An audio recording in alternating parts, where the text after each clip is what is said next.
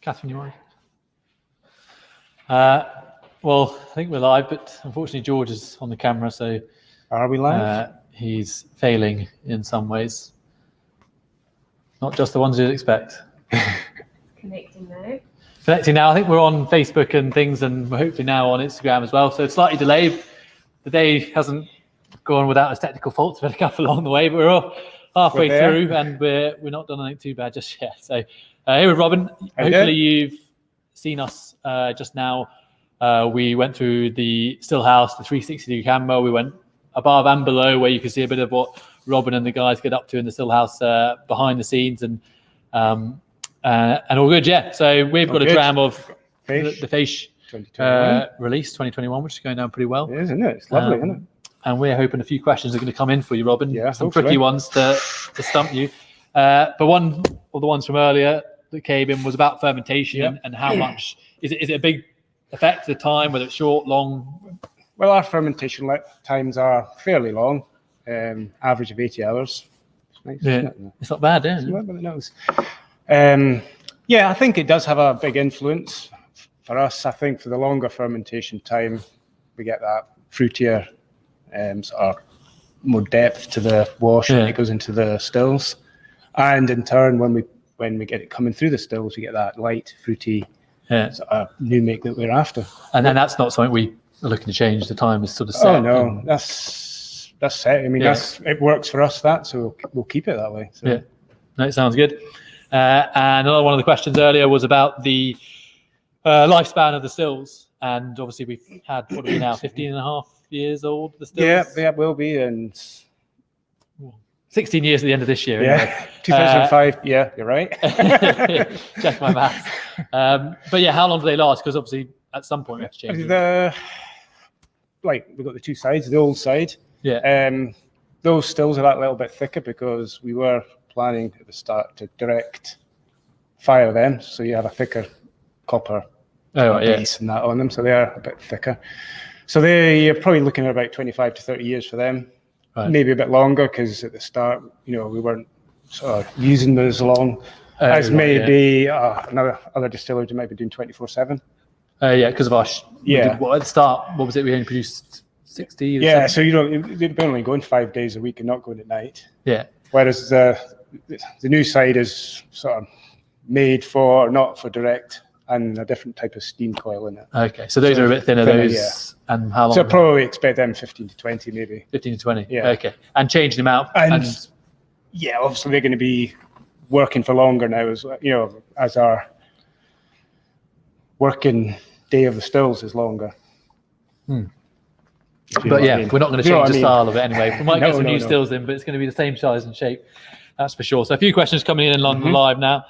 Are there any external factors that influence how much tinkering happens in the Stillhouse? Changes in the barley, climate, the malting process. Do you have to, I guess, adapt to what? Well, you do, because obviously sometimes your grist might be a bit warmer in the summertime, and the wintertime is cooler, so you may put your strike temperature a little bit different. Okay. For your strike temperature for your mash tun. So as you add the water. Yes, we did sort of cover that a wee bit in the video, didn't we? Yeah. So so you get your strike temperature like at 64. So if your grist is that little bit warmer, you might need your spars a little bit cooler. Okay, so we'll add the water a little bit cooler in the summer maybe. Yeah. Washbacks, summertime a little bit warmer, so you might have a cool your worts so a little bit cooler. Okay. So it just doesn't get out of hand, with the yeast and. Yeah, but with the distillation, I guess that's set. Yeah, well, summertime as well. The cooling, you sort of run them a bit cooler as well because your cooling tower can't cool the return water as well. Because you've got an ambient at 20 and a cooling tower, your water's going to go back at 20. Yeah. So it's more to do with the temperature rather than necessarily the malting or something like that. You can't cool cooler than ambient without a chiller. Yeah, true. And are there, what yeast varieties do we use? I think, again, we covered this, but for those who maybe not seen the video that we just did, if you go back on that, but. Our yeast varieties, we predominantly use Maori press yeast, and we have used the dried yeast, which pretty much gives us the same quality of wash spirit we're after. We have used the Kerry yeast, which worked fine with us, but didn't give us the fruitiness that we're after, what we get from the Maori yeast. So we stick with the Maori yeast because it's what gives us this. And we want to stick with this because it's not bad. And then it keeps it consistent all the time. I mean, we've got room now to experiment. We've got more washbacks, and we've got the 2 still houses, so we can keep one producing the core range, and the other one we can sort of experiment with. So at least with them, we're still producing the core range. A bit more room to tinker now. Yeah. And obviously we mentioned the draft is fed to the cows in the video, but people are wondering, one of the questions is, what about the pot ale? So the effluent. Pot ale? The effluent, What do we do with that? Effluent, what do we do with the effluent? Spread it on the field. Spread it in the fields. Well, I mean, it gets collected into an effluent tank, and then it gets spread in the fields. There's a bit of nutrients left in that, good for the field. So Islay likes the effluent. So you let it cool. You have to let it cool to 20, in big tanks, and then it gets sort of spread. Now this is an interesting question. How did Robin learn to do what he does today? I just wing it all the time. Just wing it. No, but you learned here, didn't you? I learned here. What year was it you started? I started 2010 part-time, and then I was taught by Tony, and I was left, and Gavin and Anthony. He's taught me. So everything you knew for the last 11 years has been really done here at Kilchoman. Totally. So I was new to it. What were you doing before? I was a farmer. Before. So you brought some farming experience, but I guess all the distilling, the cast, the nosing and tasting, everything to do with that is 11 years here. So I've got a degree in marine biology, but that helps. But I'm a farmer. I'm a distiller. And now I'm managing production side. So we must be sort of good teachers here then. Well, not me myself, but my dad obviously. Your dad's good. Yeah, he's taught you a little bit along the way. How many still men / women do we have? We have 8. We've got 7 still men and 1 still woman. And that's now, or are we increasing that as we go forward, or that's pretty well. We've just increased by 2 to 8. To 8. We were 6 for a while, but now we've got room to increase production. And they're doing shift work. So they're 6 to 2 to 10, and then a night shift, 5 days a week. But that will probably change to fit in the mashes we need to increase production. We need the extra 2 people and do 7 days. Okay. What temperature is at the start and at the end of the fermentation? Good question. So start, as we sort of mentioned, between summertime and wintertime. Wintertime, you want to try and keep it that little bit warmer, and the tun rooms are pretty cold anyway.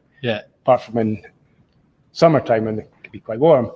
So funny that. You're giving a lot of knowledge on the temperatures of the seasons. So 20 degrees is pretty much what we want to start at. And then it'll rise up to about 36 at full vigorous fermentation. When it's properly bubbling up. And then it'll cool back down to about 30 degrees. Okay. But then that's when we usually take it for the stills. So we take it off at about 30, but it does rise 28, a bit 30, higher. so it comes up, and if you see the old Stillhouse, we can plot graphs and that sort of stuff, and it gives you a nice sort of curve. Of Izaki. So it comes up. But that's natural temperature as well. We don't control that. That's all natural. That's the natural. Some places will insulate their washbacks, for example, for summertime, so they try and keep a constant sort of temperature. Well, so it doesn't get out of hand, and they can cool it and stuff like that. But we leave it to do its natural thing, and we can manage it with opening doors and stuff like that. Technical stuff. So how many times a year is the low wines and paints receiver completely emptied, if at all?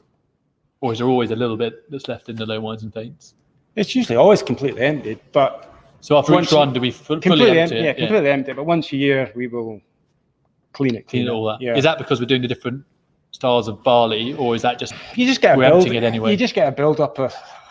it's like a sludgy type thing, just from the natural process of distillation through your wash still. You always get bits coming through, which then will settle in your low wines and paints tank. So you just clean that out Yeah, once a it's year. a sort of black sludge that you just clean out.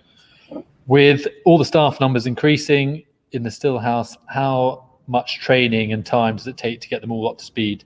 Do you specialize in certain areas? Are you looking for certain skills, or how much time does it take to train them? Usually quite well. It all depends where their background and. Because most of the people we take on have no background. Which is usually good, because then you're sort of training someone to the way we do stuff, because we're probably a bit different. Yeah. We haven't got much automated stuff. They've not got it's all manual, so it might take longer to learn our valves and stuff like that. Yeah. So approximately a month.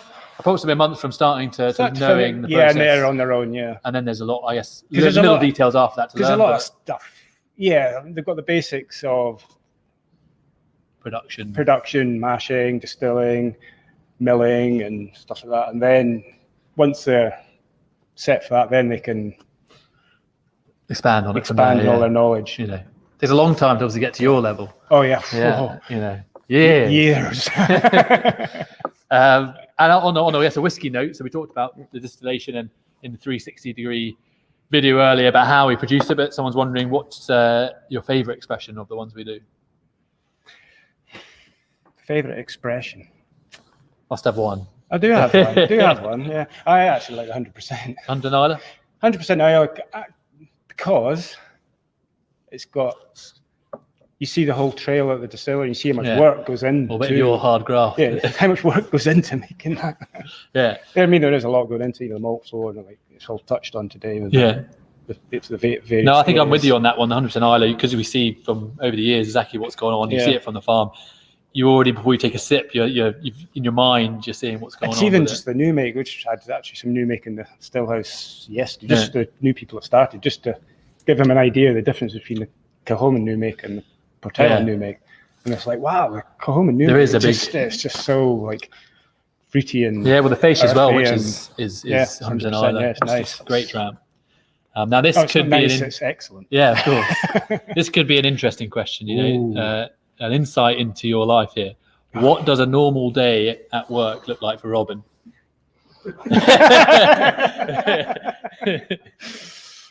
Well, I guess we don't have to go through minute by minute. All right. What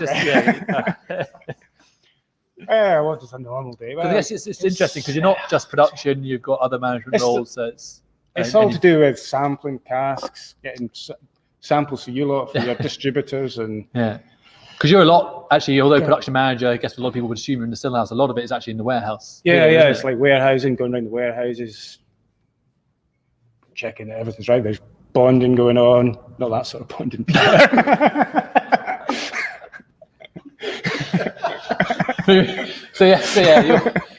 Your days are spent more around, I guess, getting battings for releases, chasing different cars, because there's a lot going on behind scenes with like our computer management system is moving casks in there. And so actually, when the question comes in, it's actually it's lots of things going around, looking at the boiler, see if there's issues with air, and there's cooling towers to see if they're running right, and seeing Michael if he needs casks for vattings, and like you've touched on there, it's just a bit of all round. Yeah. What's that? Rotas as well. Yeah. Ones I love.